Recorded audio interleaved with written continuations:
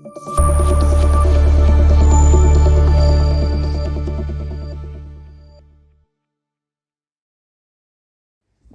കഴിഞ്ഞ് തണുത്ത് കുറച്ച് റോഡിൽ കൂടി പോയപ്പോഴാണ് എന്താ വൈകിട്ട് ഒരു സ്പെഷ്യൽ ഉണ്ടാക്കണമെന്ന് തീരുമാനിച്ചത്.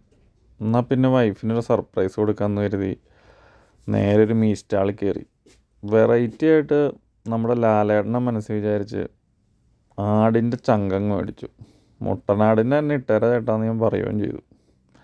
എന്തായാലും സംഭവം 2 കിലോ വാങ്ങി കവറിലാക്കി വൈഫിനോട് പറഞ്ഞു, ക്യാമറ ഓൺ ചെയ്ത് വെച്ചോ, സർപ്രൈസ് ഉണ്ടെന്ന് പറഞ്ഞു.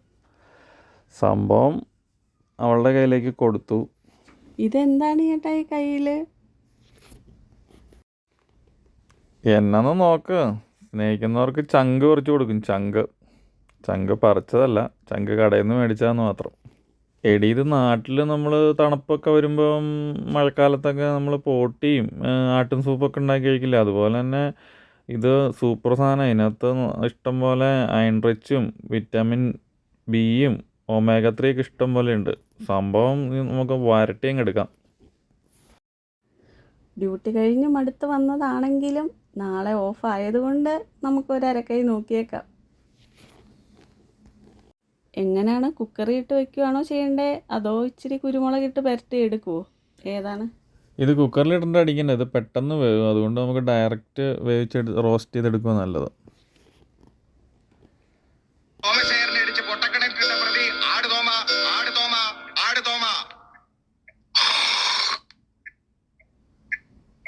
അപ്പോൾ തൊഴിൽ ആടുവട്ടായിരിക്കും. ഇല്ല, ആട് വെട്ടില്ല. ആടിന്റെ ചങ്കിലെ ചോര ഓടിക്കും. അതാണ് എന്റെ ആരോഗ്യ രഹസ്യം, എന്റെ ജീവൻ ടോൺ. നമ്മൾ മലയാളികളെക്കാൾ കൂടുതൽ മറ്റു രാജ്യക്കാരാട്ടോ ഇത് കൂടുതൽ മേടിച്ചുകൊണ്ട് പോകണം. ഞാൻ അവിടെ വന്നപ്പോൾ കണ്ടത്. അവിടെ ഇത് മാത്രമല്ല, ആടിൻ്റെ ഹെഡുണ്ട്, കാലുണ്ട്, കരളുണ്ട്, എല്ലാ A to Z ഐറ്റം ഉണ്ട്. ആടിൻ്റെ മാത്രമല്ല, ബീഫിൻ്റെ ഉണ്ട് കേട്ടോ. നല്ല തിരക്കാണ്. ഇപ്പോൾ ഈ തണുപ്പും കൂടെ ആയതുകൊണ്ട് എല്ലാവരും കൂടുതലും മേടിച്ച് സൂപ്പ് ഉണ്ടാക്കാനും അങ്ങനെയുള്ള കാര്യങ്ങൾക്കെല്ലാം ഉപയോഗിക്കുന്നുണ്ടെന്ന് തോന്നുന്നു. ഇനി നമുക്ക് കുക്കിങ്ങിനായിട്ടുള്ള ചെറിയുള്ളി അരിഞ്ഞതും, പച്ചമുളക്, കറിവേപ്പില, സബോള, ഇഞ്ചി, വെളുത്തുള്ളി ചെറുതായിട്ട് ചോപ്പ് ചെയ്തത്, പിന്നെ നമ്മുടെ ഹാർട്ട് കട്ട് ചെയ്ത് നന്നായിട്ട് വാഷ് ചെയ്ത് വിനീഗറും ലേശം നാരങ്ങാനീരും ഇച്ചിരി മഞ്ഞൾപ്പൊടി ഉപ്പൊക്കെ ഒഴിച്ച് നന്നായിട്ട് വാഷ് ചെയ്തെടുത്തിട്ടുണ്ട്. അപ്പോൾ നമ്മുടെ ആ മണമൊക്കെ അങ്ങ് മാറിക്കിട്ടും. ഇനി നമുക്ക് ഒരു പോട്ടിലേക്ക് എണ്ണ ഒഴിച്ച് കടുക് പൊട്ടിച്ചിട്ട് നമ്മൾ ചോപ്പ് ചെയ്ത് വെച്ചിരിക്കണ ഇഞ്ചിയും വെളുത്തുള്ളിയും അങ്ങ് ഇട്ട് കൊടുക്കാം. ഇഞ്ചിയും വെളുത്തുള്ളിയും നമുക്കൊരു ഗോൾഡൻ ബ്രൗൺ ആകുന്ന വരെ ഒന്ന് വഴറ്റിയെടുക്കാം. അത് കഴിഞ്ഞിട്ട് അതിലേക്ക് നമുക്കൊരു 2 ബേ ലീഫ് ഇട്ട് കൊടുക്കാം, നല്ലൊരു ഫ്ലേവറിന് വേണ്ടിയിട്ട്. അത് കഴിഞ്ഞിട്ട് നമുക്ക് അരിഞ്ഞു വെച്ച പച്ചമുളകും ചെറിയുള്ളിയും ഇട്ടിട്ട് അതും കൂടി ചേർത്ത് നന്നായിട്ട് വഴറ്റിയെടുക്കാം. നമ്മൾ ആ ബേ ലീഫ് ഇടുന്ന കൂടെ നമുക്ക് ഏലക്കയും പട്ടയും ഒക്കെ നിങ്ങൾക്ക് വേണമെങ്കിൽ ആഡ് ചെയ്യാം കേട്ടോ. ഞങ്ങളിതിവിടെ പൊടിച്ച് വെച്ചിരിക്കുന്നതുകൊണ്ടാണ് അപ്പോൾ ആഡ് ചെയ്ത് കൊടുക്കാത്തത്. ഞങ്ങളിത് പൊടികളുടെ കൂടെ ലാസ്റ്റ് ആഡ് ചെയ്ത് കൊടുക്കുന്നുണ്ട്. നന്നായിട്ട് വഴന്ന് കിട്ടാനായിട്ട് നമുക്ക് ആവശ്യത്തിന് ഉപ്പ് ചേർത്ത് കൊടുക്കാം കേട്ടോ.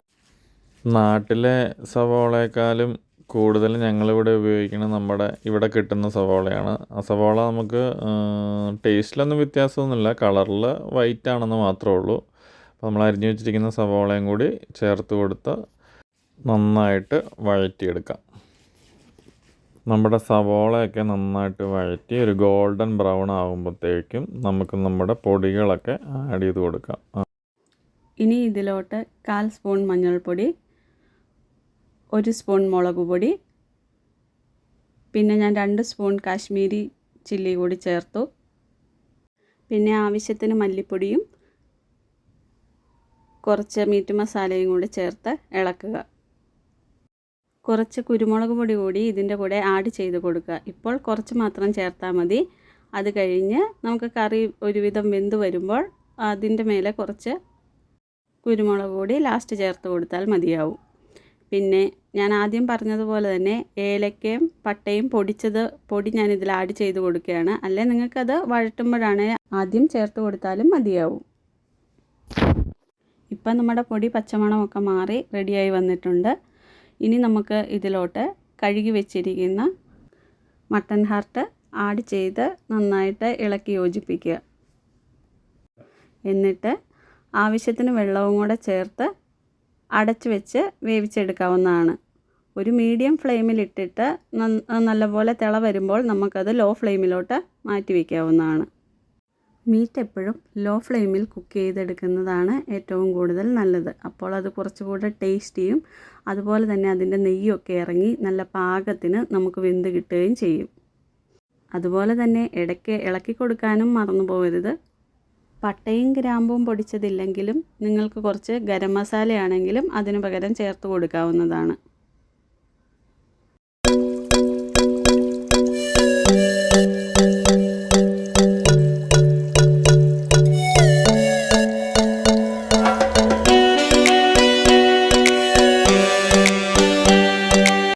പാത്രത്തിൻ്റെ ലിഡ് എടുത്ത് മാറ്റുമ്പോൾ നമ്മുടെ ചങ്ക് വെച്ച ചങ്ക് കറിയുടെ മണം നന്നായിട്ട് കിട്ടുന്നുണ്ട് കേട്ടോ. ഇനിയിപ്പോൾ നമുക്ക് വേറൊന്നും ചെയ്യാനില്ല. സിമ്പിളായിട്ട് കുറച്ച് കുരുമുളക് പൊടി ക്രഷ് ചെയ്ത് ആഡ് ചെയ്ത് കൊടുക്കുക. പിന്നെ കുറച്ച് കറിവേപ്പില, അത് ഞങ്ങൾ നാട്ടിൽ നിന്ന് കൊണ്ടുവന്ന് ഫ്രീസറിൽ വെച്ചിരിക്കുന്നതാണ്. അത് ആ കറിവേപ്പിലയ്ക്ക് ഒരു ചെറിയ കളറ് പച്ച കളറ് കുറവ് കാണിക്കുന്നത്. പിന്നെ നാട്ടിൽ നിന്ന് കൊണ്ടുവന്ന് കുറച്ച് വെളിച്ചെണ്ണയും കൂടി ആഡ് ചെയ്തിട്ട് അടച്ച് വെച്ച് ഒരു 5 മിനിറ്റ് കൂടി വേവിച്ച് കഴിഞ്ഞാൽ നമ്മുടെ കറി ഇവിടെ റെഡിയായി കഴിഞ്ഞു. ഇനിയിപ്പം ഇതിൽ ഗ്രേവി കുറച്ച് വേണ്ടവർക്ക് തുറന്ന് വെച്ച് വേവിച്ചാൽ മതി കേട്ടോ. ഞങ്ങൾക്ക് ഇതിൻ്റെ കൂടെ ഒരു സ്പെഷ്യൽ സാധനം കൂടി കഴിക്കാനുണ്ട്. അതുകൊണ്ടാണ് ഞങ്ങൾ ഇത്തിരി ഗ്രേവിയോട് കൂടി വേവിക്കുന്നത്. കറി റെഡിയായതിന് ശേഷം ഇത് തണുത്ത് കഴിയുമ്പോഴത്തേനും നല്ല തിക്ക് ഗ്രേവി, നല്ല റോസ്റ്റ് പോലെ നമുക്കിത് കിട്ടും കേട്ടോ. ഒരു അരമണിക്കൂർ കഴിയുമ്പോഴത്തേനും നല്ല തിക്കായി വരും. അപ്പം നമ്മുടെ വീഡിയോ ഇഷ്ടമായാൽ എല്ലാവരും ഒന്ന് സബ്സ്ക്രൈബ് ചെയ്ത് സപ്പോർട്ട് ചെയ്യാനായിട്ട് മറക്കരുത്. ഫേസ്ബുക്കിലാണ് കാണുന്നതെങ്കിൽ ഒന്ന് ഫോളോ ചെയ്യാനും മറക്കരുത്. അപ്പോൾ എല്ലാവർക്കും സിമ്പിളായിട്ട് ഉണ്ടാക്കാൻ പറ്റിയൊരു റെസിപ്പിയാണ്. എല്ലാവരും മസ്റ്റായിട്ടൊന്ന് ട്രൈ ചെയ്യണം. നമ്മുടെ കറി ഇവിടെ റെഡി ആയിട്ടുണ്ട്. അപ്പോൾ നമുക്ക് ഇതിൻ്റെ ഒരു സ്പെഷ്യൽ കോമ്പിനേഷൻ ഞങ്ങൾ പറഞ്ഞത് വേറൊന്നുമല്ല, കപ്പയാണ്. ഇങ്ങനെയുള്ള സാധനങ്ങൾ നമ്മൾ കഴിക്കുമ്പം എപ്പോഴും മലയാളികൾക്ക് ഏറ്റവും പ്രിയപ്പെട്ടത് കപ്പ തന്നെയായിരിക്കും. കപ്പയുടെ കൂടെയോ അല്ലെങ്കിൽ പൊറോട്ടയോ ചപ്പാത്തി എന്തായാലും കുഴപ്പമില്ല, പക്ഷേ കപ്പയാണ് ഇതിന് ഏറ്റവും ബെസ്റ്റ്. അപ്പോൾ ഞങ്ങൾ കപ്പയും നമ്മുടെ റോസ്റ്റും നമ്മളെ ചൂടൻ കട്ടൻ കാപ്പി, ഇനിയിപ്പോൾ ഈ തണുപ്പത്ത് ആവി പറക്കണ കട്ടൻ കാപ്പി അല്ലാതെ ആവി പറക്കാത്ത ഐസിട്ട കാപ്പി വേണേലും നല്ല കോമ്പിനേഷനാണ്. എങ്ങനെയാണെന്ന് നിങ്ങൾക്ക് ഇഷ്ടമുള്ളത് ചൂസ് ചെയ്യാൻ കേട്ടോ.